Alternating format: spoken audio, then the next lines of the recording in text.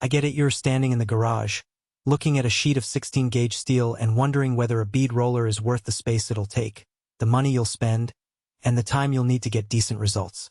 You've probably watched a few YouTube builds where a smooth, raised bead turns a raw panel into something that looks like it belongs in a classic car restoration, and you're thinking, maybe that's what I need for my own projects, but I don't want to end up with a piece of junk that just sits there. That hesitation is real, especially when the price tag on a decent-sized roller can feel like a gamble.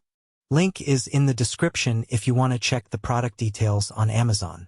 Let's walk through what the Woodward Fab Professional Power Bead Roller actually does for people who are serious about shaping metal, and why it might or might not be the right tool for you. First, a quick look at the category.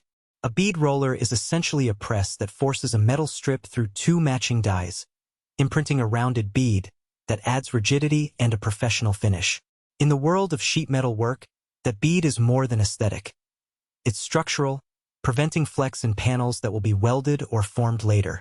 Most hobby-level rollers are under 30 inches, which limits the width of material you can work with and often forces you to cut larger pieces into smaller strips. The Woodward Fab model pushes that envelope to 42 inches, meaning you can roll full-width panels for automotive doors, roof panels, or even custom fabricated brackets without a lot of cutting. The free tooling part means the die set that creates the bead comes included, which is a relief because buying dies separately can quickly add up. What you really want to know is whether the extra length translates into real workflow improvements, and whether the machine's power and construction can handle the kind of steel you'll be feeding it day after day. From the handful of user comments I could piece together, the biggest practical strength of this unit is its ability to keep a consistent bead across the entire 42-inch span. In a real-world build, I've seen people trying to fabricate a full-width fender for a vintage hot rod. Using a shorter roller meant they had to stitch together multiple beads, which not only looks uneven but also creates weak points. With the Woodward Fab, the bead stays uniform from one edge to the other, which saves time and eliminates the need for post-roll sanding or re-rolling. The machine's motor is robust enough that it doesn't stall when you push thicker gauge steel, think 14 gauge for a chassis brace, so you can move from a light decorative panel straight to a structural component without swapping out the roller.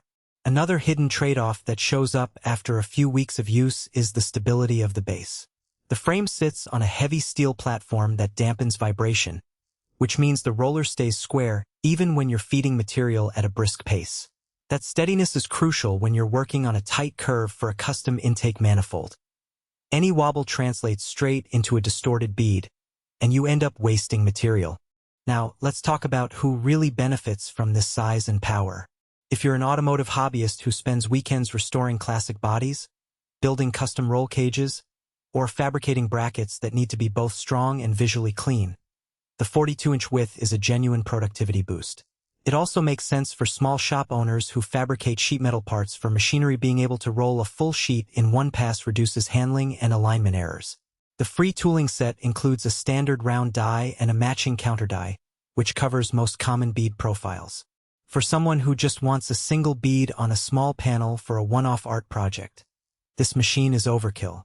The footprint on the floor is sizable, and you'll need a sturdy bench or stand to keep it level.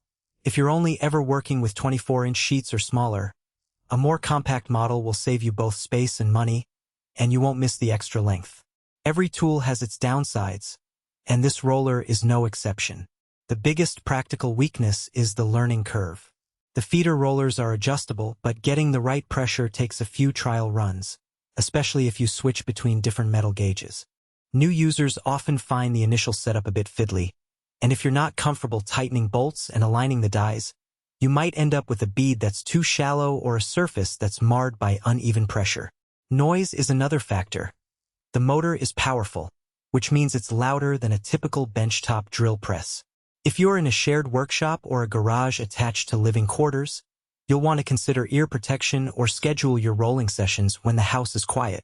Finally, while the included dies are solid for standard beads, they don't cover specialty profiles like a bead or a custom radius. Adding those means extra cost and